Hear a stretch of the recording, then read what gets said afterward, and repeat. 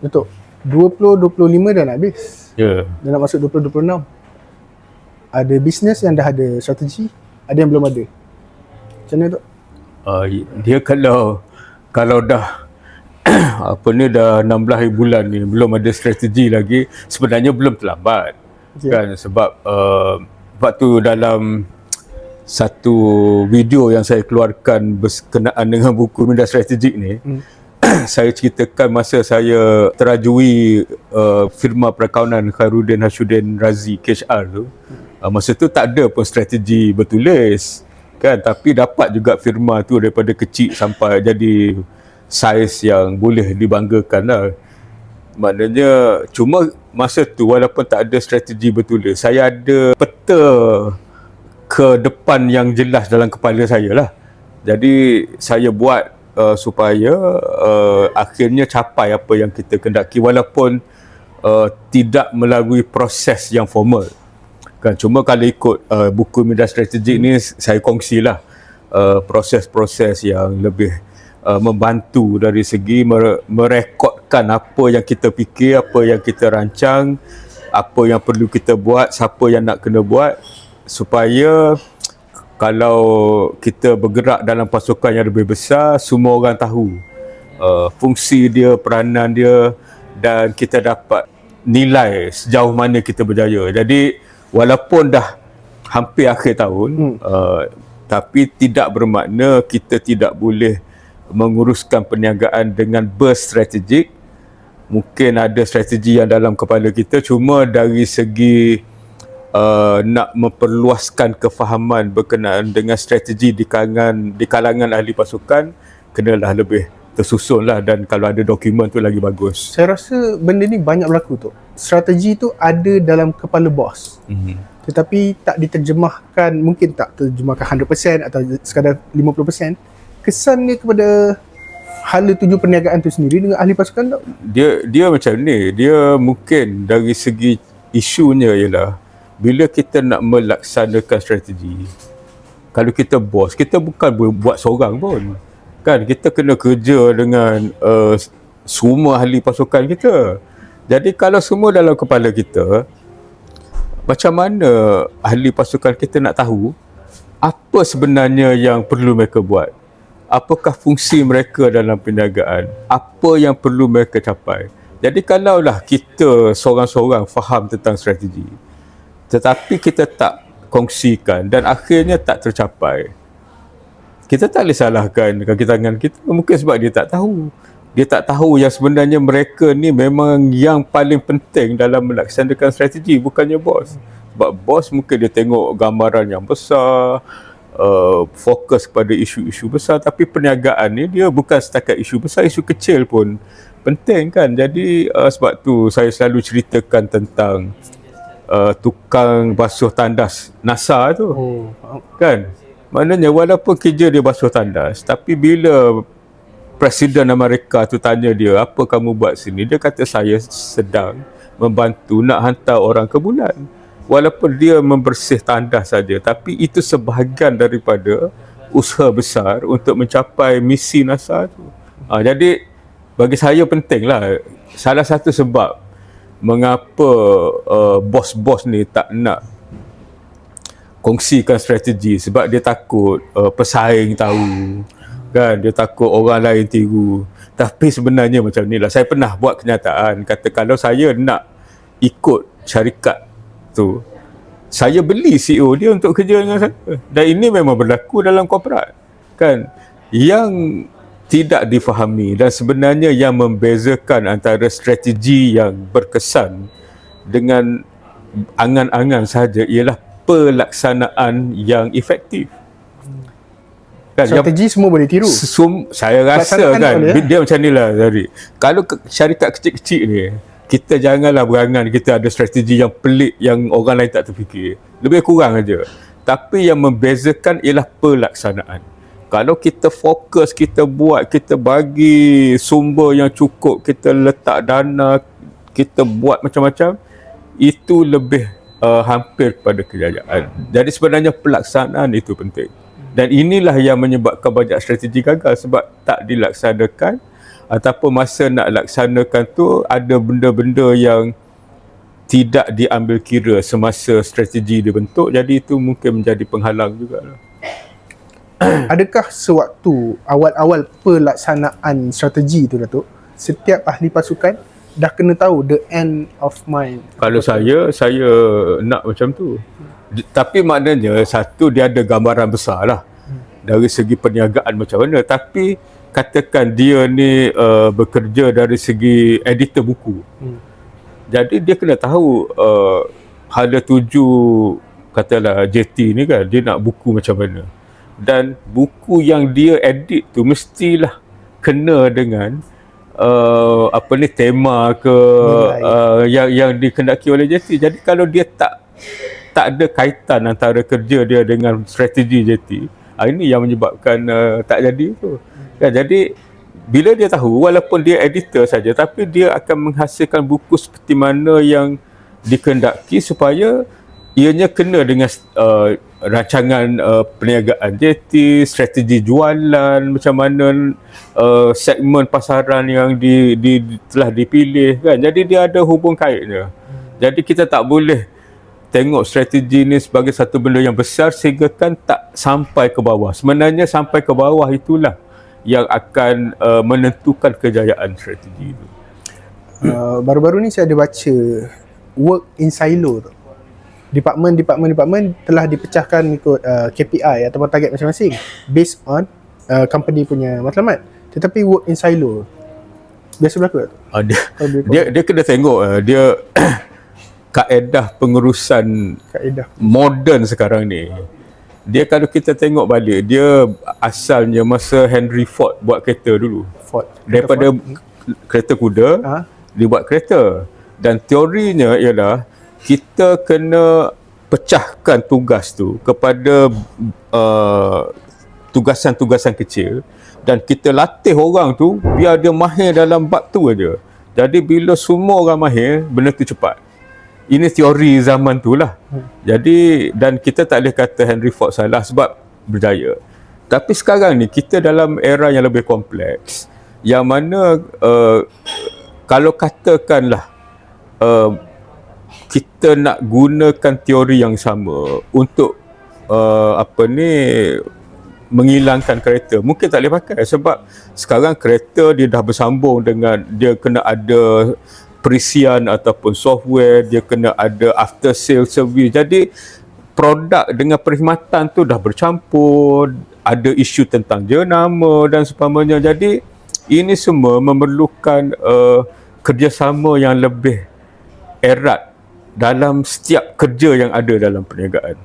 Jadi mungkin kalau saya boleh cadangkan ialah kalau memang kena ada pengkhususan, sebab kalau tidak susahlah, takkan orang yang tengah buat air nak suruh edit buku kan, jadi pening.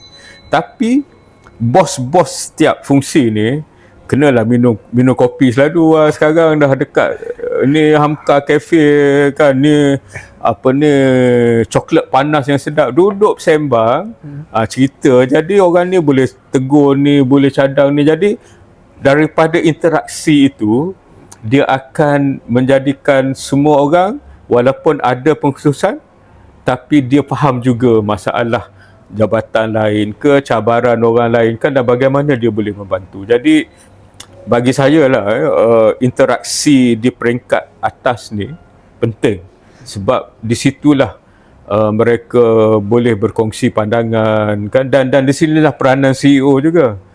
Sebab CEO lah yang kena kena set the tone lah, ataupun menetapkan bahawa kita kena lebih terbuka, tak boleh melenteng cepat, kena faham orang lain dulu. Jadi bila ada interaksi macam ni, dia lebih melebarkan pandangan dan juga menjadikan kita lebih faham. Jadi bila nak laksanakan tu, kita lebih faham dah apa yang kesannya kepada orang lain juga. Saya nak sambung yang Datuk cakap, yang meeting terbuka tu Datuk. Jack Ma cakap kalau bekerja dengan orang yang tak bijak senang sebab dia mengikut je, tetapi bekerja dengan orang-orang pandai Datuk, dia ada banyak perspektif yang nak disatukan sewaktu minum kopi tu Datuk. Yang tu menjadi cabaran ataupun dia ada dua level lah kalau saya nak jawab soalan ni. Yang pertamanya ialah, sebab tu saya selalu sebut, dalam mana-mana perniagaan, misi perniagaan tu penting.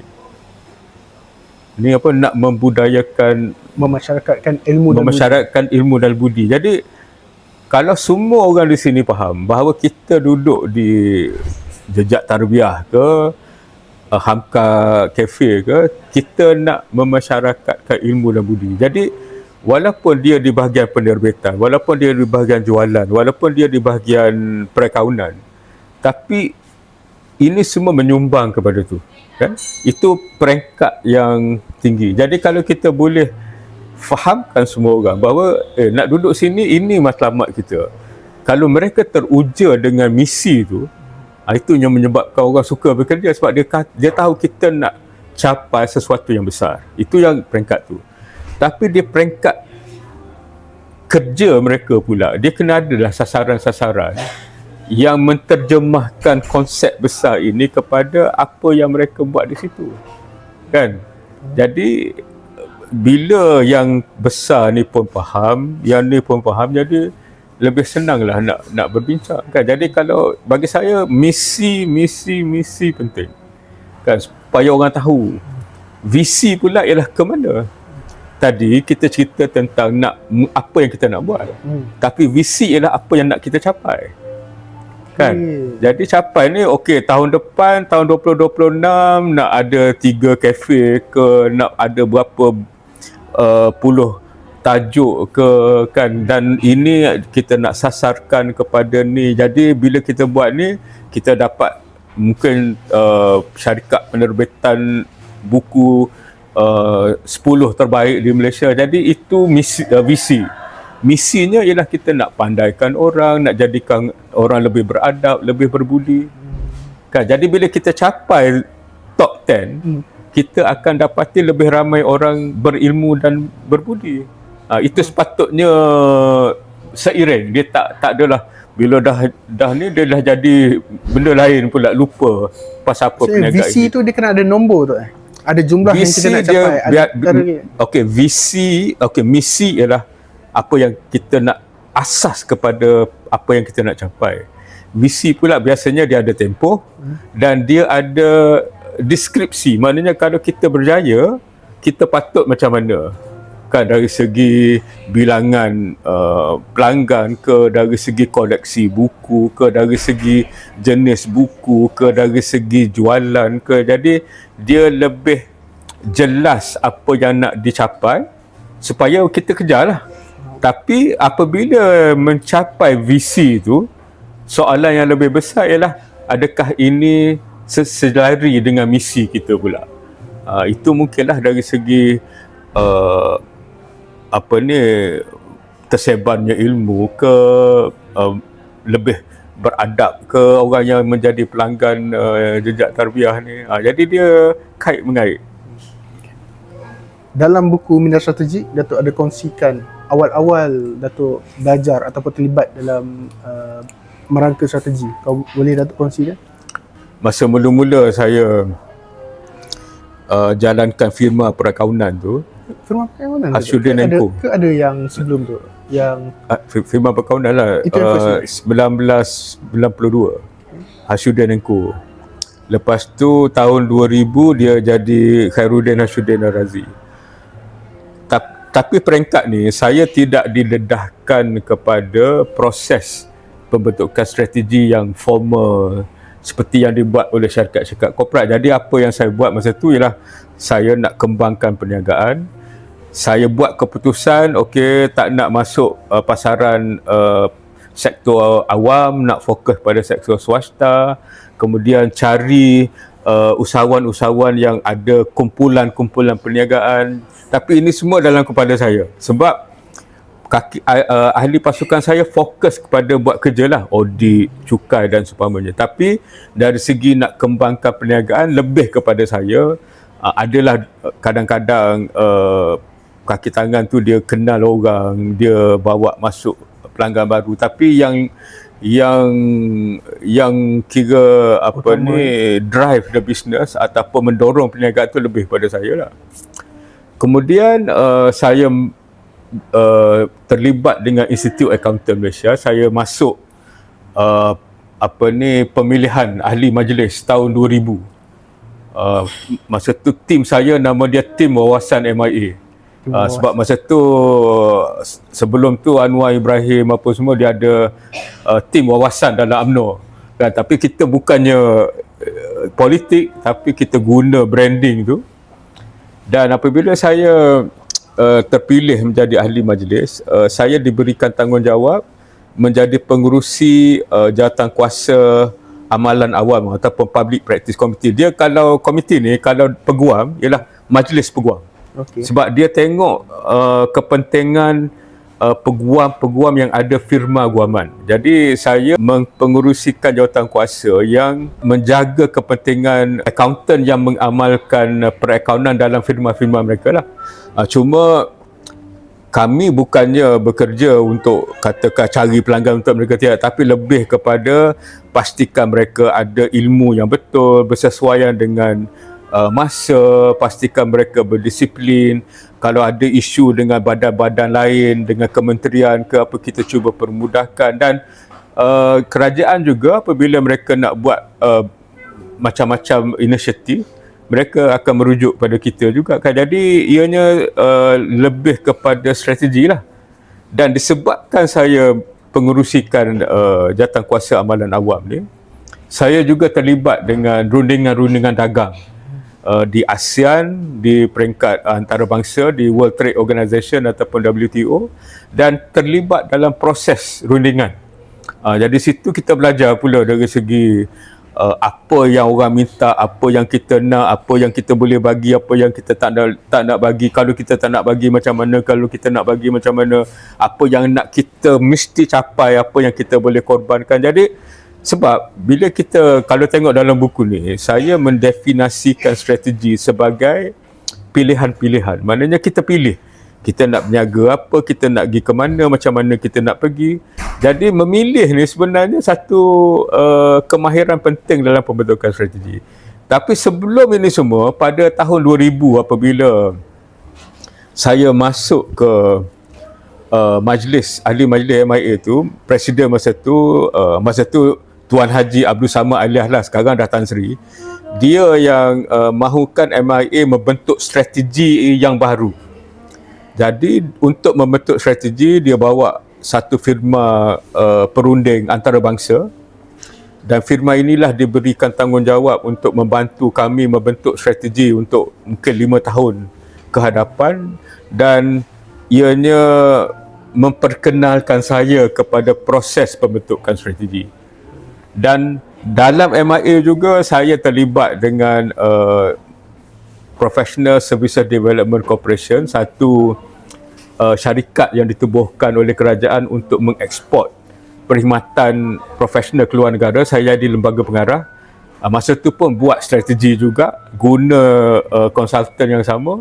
Jadi saya belajar strategi secara informal lah, secara tidak formal, melalui jawatan saya, kedudukan saya. Jadi inilah yang membolehkan saya faham tentang elemen-elemen strategi dan macam mana ianya dibentuk. Kemudian dalam tanggungjawab yang saya seterusnya di Suruhanjaya Security, di Bank Islam, Tabung Haji, ianya melibatkan pelaksanaan strategi, penilaian strategi, sebab nak bayar bonus, nak naikkan pangkat dan seumpamanya. Jadi semua itulah yang masuk dalam buku ni.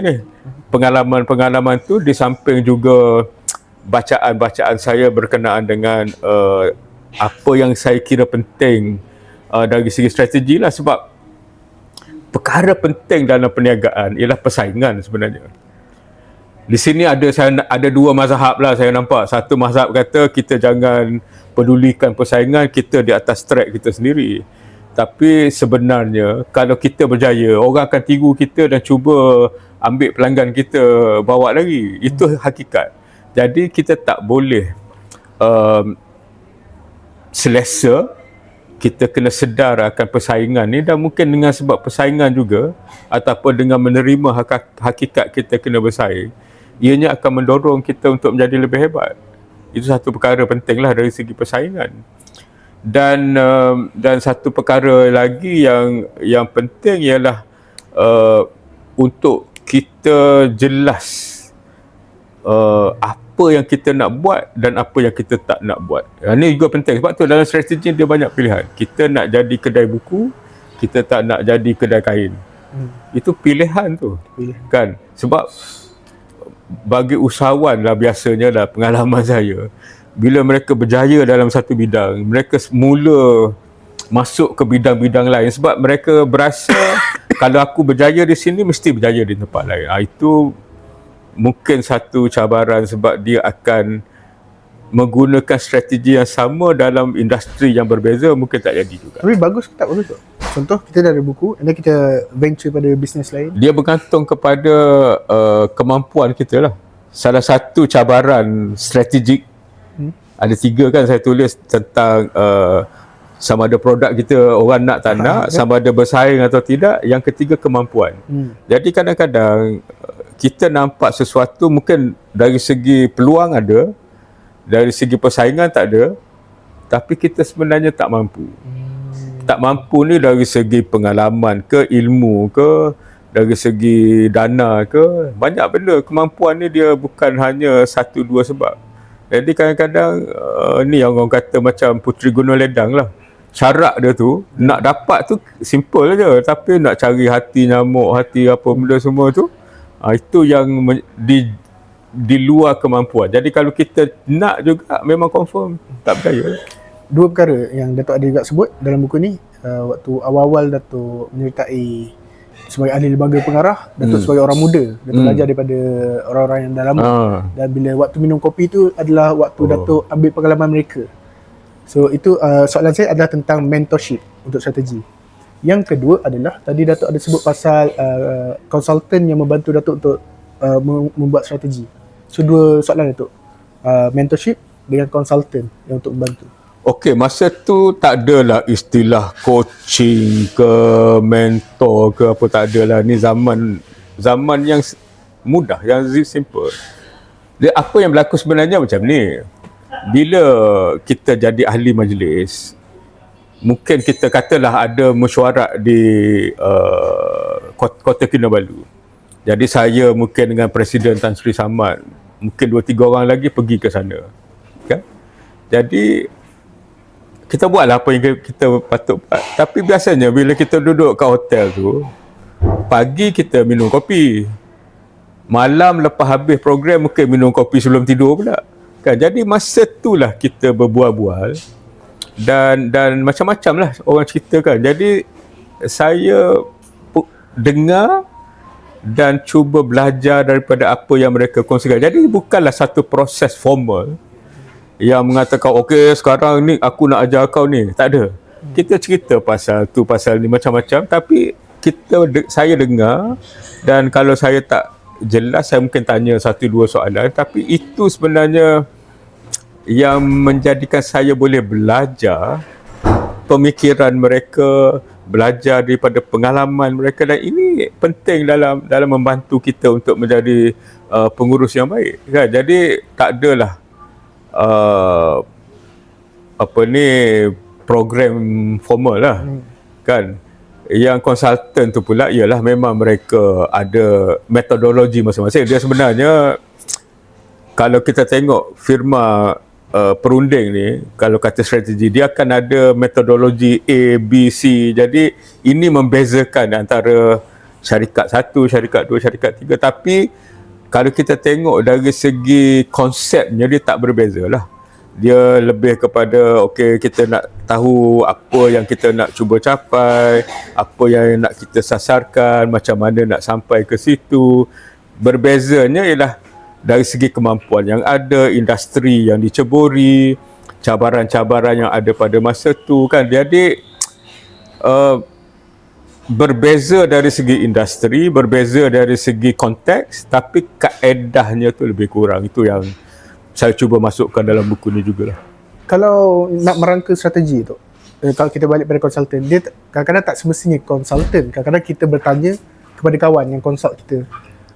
Okey ke tu macam tu? Sama je, tak ada masalah. Sebab kalau panggil konsultan pun, mereka membantu kita yang kena buat kerja. Kan mungkin mereka sekarang ni, kalau saya lah saya akan pilih konsultan yang boleh membawa maklumat, data berkenaan dengan industri misalnya. Sebab kadang-kadang bila nak bentuk strategi, antara cabaran utama ialah data. Kita tak ada ataupun kita tak tahu mana nak cari data. Tapi konsultan sebab memang kerja dia memberi perkhidmatan, jadi mereka mungkin dah kumpulkan, dia dah ada pengalaman dengan pelanggan-pelanggan dia yang lain. Jadi dia ada data, dia ada macam insight ataupun pandangan mereka berkenaan dengan masa depan, dan ini membantu kita untuk membuat pilihan seperti mana yang saya sebut tadi. Jadi dan mereka adalah proses dia temu ramah kita apa semua, dia bentangkan pandangan, kemudian mungkin ada cadangan-cadangan berdasarkan apa yang kita sebut ataupun sebab saya ada sebut dalam proses pembentukan strategi. Bila kita katalah kita nak buat strategi kan, kadang-kadang kita duduk, yalah kita ada pandangan masing-masing kan, tapi bila ada bos, kalau bos tu mempengerusikan majlis, bila bos kata semua orang senyap. Sebab tu kita perlu ada perunding supaya dia jadi macam semua orang boleh cakap. Kalau bos nak cakap banyak, dia suruh diam sekejap, dia kasih orang lain cakap, dan kemudian baru dirumuskan berdasarkan pandangan yang ada. Jadi facilitator ni penting, pemudah cara ke apa yang dia ni kan. Jadi dalam proses ni saya suka ada orang yang bebas, yang boleh menambah nilai, tapi dia yang bantu kita. Sebab kalau tidak nanti dia akan ada hierarki. Bila ada hierarki, banyak idea yang mungkin bagus tak keluar sebab tak sama dengan apa yang bos cakap. Benda tu wujud tu? Oh memang wujud dalam proses. Memang ada. Kan, jadi kalau kita perlu orang bantu supaya semua orang boleh bagi pandangan, dan mungkin ada orang yang tak tinggi dalam hierarki tapi dia nampak dan dia bagi pandangan yang ikhlas, yang tepat dengan apa yang kita tengah selesaikan. Sebelum kita habis, last two question tu. Nak buat strategi satu hal, tetapi apabila usahawan tu tahu strategi tu hasilnya tidak seperti yang dia mahukan ataupun pasaran berubah tu, nak pivot tu ramai orang stuck tu, takut tu. Dah pandai guna perkataan pivot kan? Itu aja. Kan, jadi kita kena terima hakikat. Sebab tu dalam buku ni saya sebut tentang andaian, peranan andaian dalam strategi. Sebab ini sebenarnya kita amalkan setiap hari. Bila saya nak datang sini, saya andaikan kereta saya boleh pakai, tapi kereta saya rosak. Kalau saya terus bersedih hati dan mengalah, saya tak datanglah ke sini. Tapi saya tahu isteri saya ada kereta dan kereta dia tak pakai, saya minta lah pinjam kan. Lepas tu balik kita isilah minyak ke kan. Jadi walaupun kita rancang berdasarkan maklumat-maklumat yang terbaik pada masa perancangan tu, apa yang akan berlaku selepas tu kita tak tahu dan kita tak boleh kawal. Jadi kita kena bersedia untuk berubah. Dan di antara kaedah yang digunakan lah ialah apa yang dipanggil perancangan senario. Saya ada sebut sikit dalam buku ni, tapi dalam konteks yang mudah lah, saya tak nak jadikan dia lebih complicated. Tapi apa yang saya alami sendiri ialah masa di tabung haji misalnya, kita cuba bayangkan apa yang dia senario planning ni, kita cuba memahami apa yang kita tak tahu. What is the unknown kan? Jadi bila kita cuba bayangkan benda yang kita tak tahu, yang kita tak boleh kawal, dan bila adalah prosesnya dan kita boleh dapatlah idea tu, jadi strategi kita kena mengambil kira bahawa kalau benda-benda yang kita tak tahu ni berlaku, macam mana kita nak pivot daripada awal, bukannya masa benda tu berlaku baru nak fikir. Jadi ini membantulah dari segi menjadikan strategi. Tapi ini dah canggih ni Zuhairi. Ini dah kalau dekat luar sana pun tak banyak korporat yang menggunakan scenario planning ni. Tapi ini kira dah ilmu yang memang yang pivot ni dalam usahawan yang biasa. Kadang-kadang dalam industri yang sama atau industri yang berbeza, kita nampak contoh kita buka, let's say ada 2-3 kedai, kita anggap senario biasa tu, satu kedai ni dah memang dapat ramai customer, tapi satu kedai ni dia dah tahu dia tak dapat customer, dan yang menjadi ketakutan dia stay je. Dan harapan itu adalah strategi dia. So tu yang saya kenapa ada ketakutan untuk pivot pada usahawan. Dia dalam niaga ni kena keras lah. Kan contoh saya punya perniagaan pai tu kan. Kalau dah nampak tak untung, tutup je lah. Cut loss lah, rugi dah rugi. Tapi kalau kita terus berharap dan memang kalau ikut datanya memang tak boleh nak buat apa-apa. Kalau kita teruskan juga sebab malu ke takut ke, kita yang tanggung kerugian. Jadi itu. Okay, last sekali tu, mungkin bersifat motivation sikit. Tetapi Datuk cakap tadi, kalau satu usahawan tu dah berjaya buat satu bisnes, dia tak semesti berjaya pada bisnes yang lain. Tetapi pada yang kegagalan ni pula Datuk, mungkin dia gagal pada satu bisnes, adakah dia akan gagal bisnes lain atau ada peluang tu? Kalau kita baca orang yang berjaya tu, kadang-kadang dia gagal banyak lagi. Kan? Sebab hidup ni kita tahu dia bukannya hitam putih tau. Ini yang kita kena faham. Kalau tak cemerlang dekat SPM, tak semestinya gagal dalam hidup. Cemerlang dalam SPM tak semestinya berjaya dalam hidup kan. Jadi yang penting ialah kita tak boleh mengalah lah. Sebab tu bagi saya, walaupun kita cerita strategi dari segi perniagaan, tapi dari segi individu pun kita kena ada misi kita.